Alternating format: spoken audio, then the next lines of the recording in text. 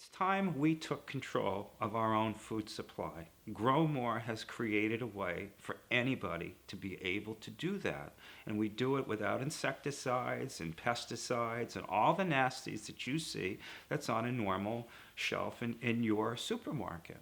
By empowering and enabling people to do this organically, that we're actually increasing people's nutritional values, increasing people's lifespan, and increasing their health. And to me, that is a humanity upgrade.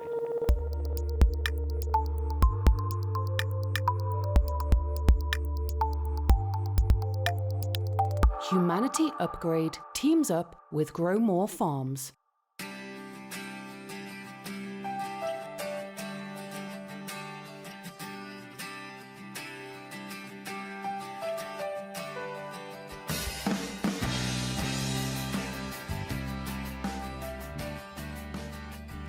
Well, Humanity Upgrade is an innovative company. They're into some of the issues that we're into. It's one thing to know things and be quiet. And for those people who know things and want to speak out about them and make a difference, we embrace it. If you think about it and you realize the exposure we have to radiations, TVs, it's not just unplugging from the cell phone, which I turn off at night, you can't get a hold of me. It's not getting away from the TV and having quiet time. It's about being around food that isn't exposed to it. And it's also about the relationship with how some foods can actually heal you. There's an integrity and a passing on of comfort and wellness that comes with food, with how we make food and how we serve food. Together, we will continuously deliver and enhance our technology to achieve the best health and well-being outcomes for all humanity.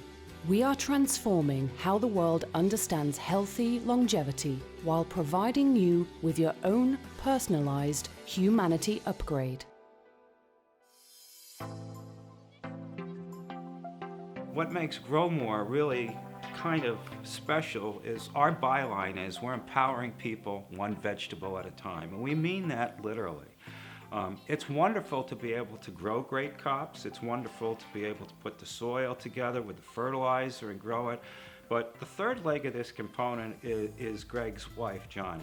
He can take all of these things and put them together in such a way that it's truly gourmet quality on a level that you've never really seen before. It's got to be good for you. It's got to be authentic. It's got to be truthful, and it has to taste good. We call it value adding, and our specialty is by creating and thinking of the new crops that should be made and what you can actually do by combining them in unique ways and packaging to create a wellness product. And so my contribution is just that.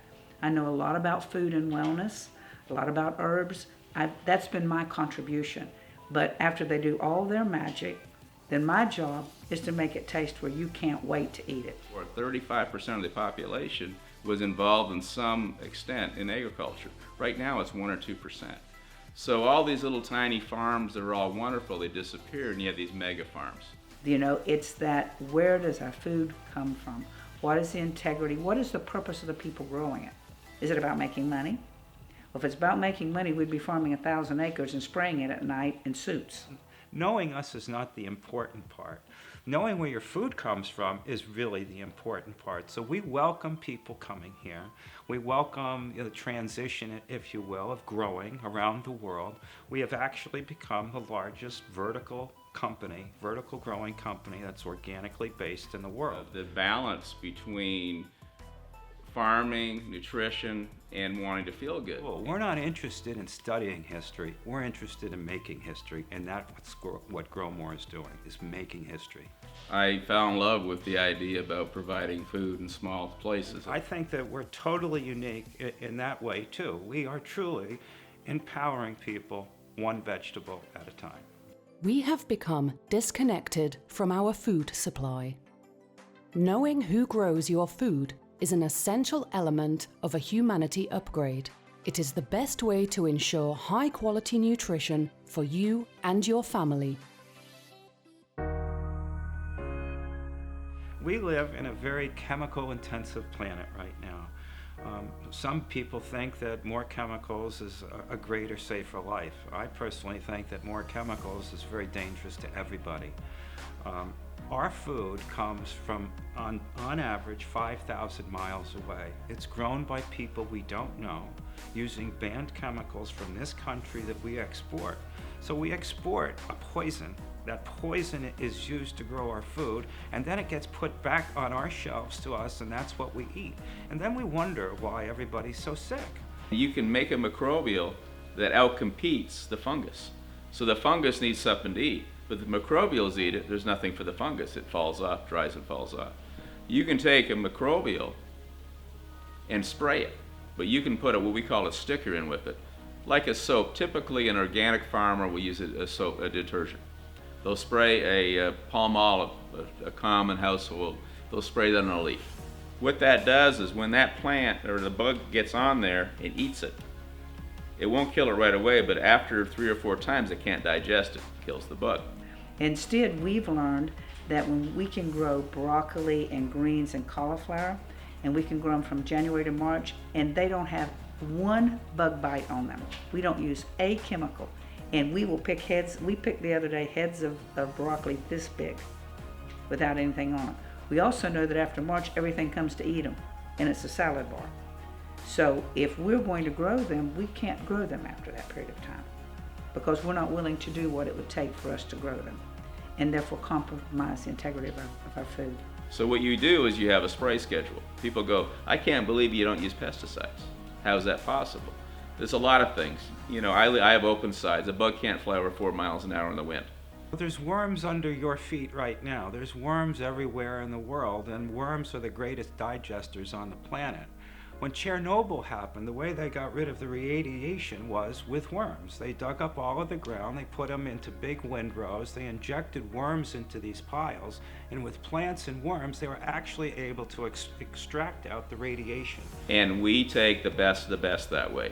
After 3 or 4 years, you have unbelievable plants that are fungus resistant, that the bugs don't attack. You know, a bug is like a coyote or a wolf. They attack the weak plant. When you buy turmeric, it's grown in the ground. And oftentimes it's grown in ground that's filled with lead. So when you eat that turmeric, it's filled with all the nasties from the ground that it's been growing in. What we do is through composting and vermiculture is we provide a pathogen, parasite, weed seed kill so that our plants are living in the most sterilized, most optimum soil conditions that have no nasties in it whatsoever. So the only thing that's being uptaken by these plants is pure nutrition. There are no places left on our planet where the soil is not contaminated, depleted, or both. This is the same for the food we eat. GrowMor is the world's largest above-ground vertical grower, ensuring clean, nutrient-dense foods. There's aeroponic systems, there's hydroponic systems, there's aquaponic systems, and they're all high-density systems. So being able to grow more per square foot really isn't the magic here. The real magic is doing it with soil. If I may for a minute, not to knock my brothers who are using the aeroponics and everything else, those systems, your plants are growing on a life support system. It's kind of like you in a hospital, on a hospital bed, being plugged in, and heaven forbid those plugs or the electricity should ever go out, because in about an hour, your plants are going to be dead. When I grow baby tomatoes, every year I'll start about 10,000 seeds.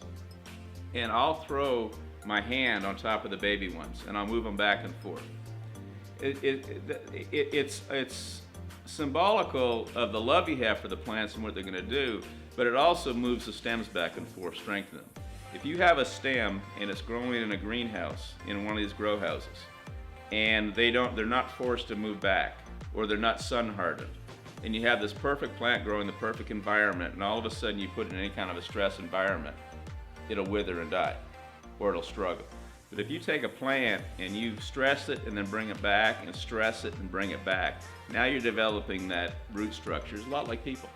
You know, if somebody always wins, always gets an A, always gets the first job they go for, what do they have in life? The first time something happens, they're not able to deal with it. You have to teach a plant to lose before it can win, just like a child. We don't use electricity on a 24/7 basis. We use basically 1 minute of energy per day per line. So if we have 5 lines of poles, we're using 5 minutes of electricity.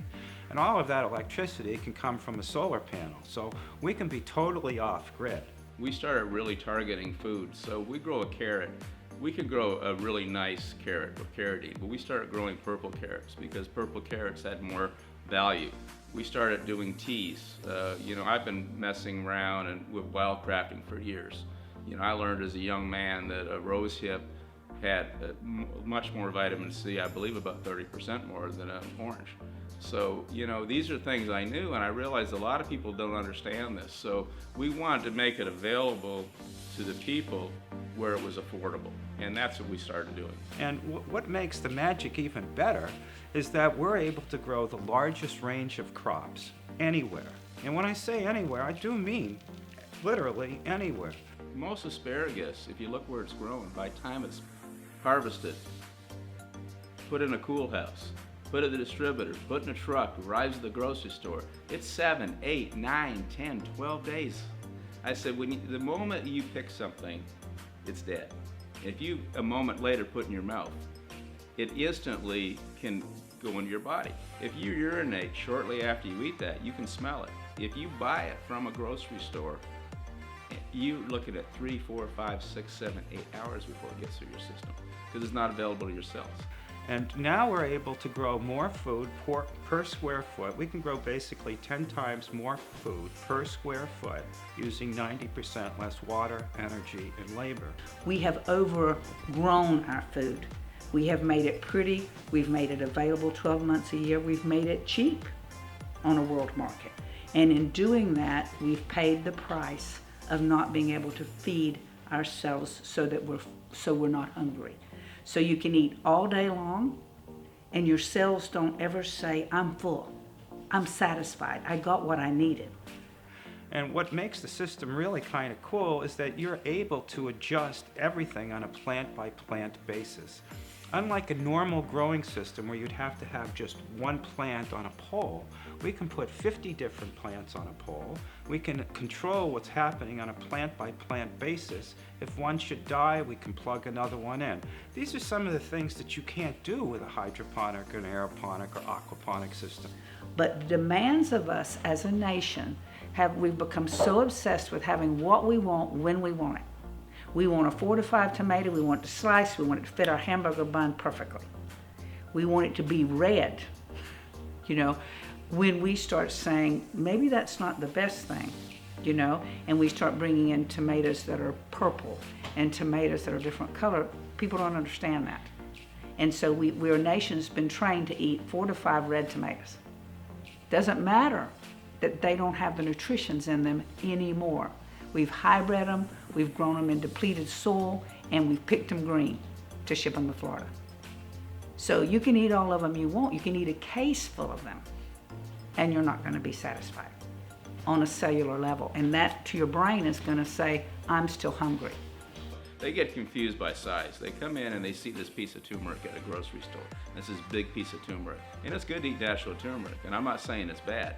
But if you get a piece of turmeric that has to struggle and the plant is stressed with the rain and the drought and it's not irrigated and it's got to actually do what a plant does, and you have that, and it's small and it's intense, a lot like if you had ginseng from Northern Ontario.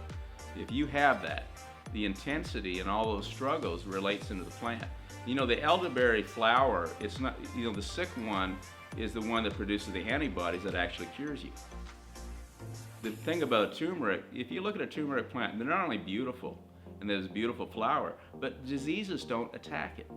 It has the ability to fight that off, and that same thing as putting into the flowers and into the leaf body is what puts it into yourself. You're just actually, when it's growing and it dies off every year and it puts it into the rhizome, which isn't the root, it's actually where it stores it. It stores all that energy. And when you can take that and it's been grown properly, it does amazing things. It goes, one of the very few things goes directly to the brain. So I think the consciousness now is that we use ginger, we use turmeric. We're figuring out how to add these superfoods back to the freshly grown stuff we're doing to not only enhance the taste, but add that other ingredient, that other wellness component to it. And so we're doing that a lot, and we're doing it in that, everybody can pick up a magazine. They'll tell you the 10 foods that are anti-inflammatory. Okay, so we have begun in our everyday preparation of food, adding those foods in small amounts and enhancing the dish and enhancing your wellness at the same time.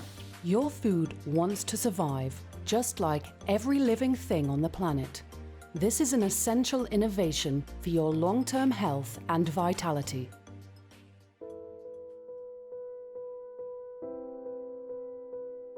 I started studying EMF and ELF, and what I found out was the Swedish government, as a for instance, pays to have people's houses insulated from EMF because they recognize that it's a serious issue. That's with 2G. Now we're into 3G, we're coming into 4G, and it's about to go to 5G. 5G will make plants ignite. For the first time in 100 years, life expectancy in the United States is decreasing. The severity of the frequency is so high and it has such a high vibrational capacity that it's going to actually make people boil in some cases, people who are truly ultra sensitive to EMF. Toxicity in the digital age is a looming health crisis. So what we're trying to do is provide a way for people to do a detox, a cleanse on themselves, to bring them down into a more palatable level on a periodic basis so that they can relieve themselves of the problems with EMF and ELF. All of these digital age toxicities require a regular digital detox. We have a great planet. I love this world, and we are so technologically advanced, but unfortunately, we've become the guinea pig, and we really don't know the effects of EMF and ELF now. People are just beginning to say, well, there is problems with it. Unfortunately, a lot of these studies are self-induced. The telephone companies, the cell phone companies, manufacturers are doing these studies. And of course, they want these studies to be found there's no problem at all. But if you have world governments paying for you to protect yourself, I question whether or not those studies are really accurate. There is a new, ominous, and dangerous toxicity emerging called toxic electrical energies. It's real, and it's a global issue, and it's changing our DNA. You go by the numbers here. What the projections are for the United States, to me, is truly frightening. I love this country, but this country is really in trouble. It really is. By 2025, 50% of the children born in this country will have autism. Okay? By 2050, 100% of our population being born will have autism. Who's going to fight our wars? Who's going to be our president? Who's going to create our industries? Who is going to take over what we've created here that we are destroying every day for corporate profit? This isn't a system by the people, for the people anymore. This is a system for the corporations and by the corporations. And folks, we need to change that. We need to take back control of the thing that keeps us alive, and we need to really protect our children and protect our country from a force that is totally unseen.